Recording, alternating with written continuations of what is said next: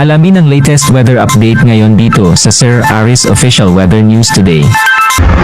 Patuloy pa rin umiiral ang southwest monsoon o habagat sa buong bahagi na ating kapuluan na kung saan ngayong gabi ito pa rin yung magdadala ng bugso-bugso mga pag-ulan sa bahagi na Ilocos Region pati na rin sa Batanes at Babuyan Islands.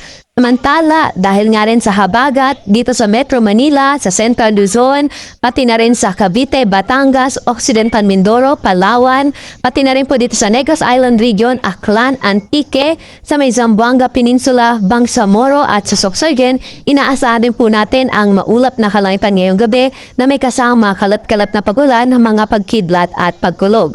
Kaya po sa mga areas na aking nabanggit, particularly dito sa may western section po ng ating bansa, ay pinag-iingat po natin yung ating mga kababayan dahil posible pa rin po magdulot ng mga pagbaha at mga pagguho ng lupa yung inaasahan natin na mga pag-ulan.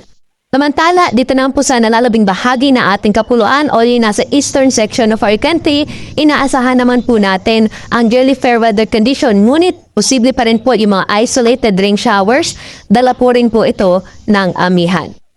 Ako saan, narito naman po yung update natin sa minomonitor nating low pressure area na minonitor po natin ito kaninang alas 8 ng umaga.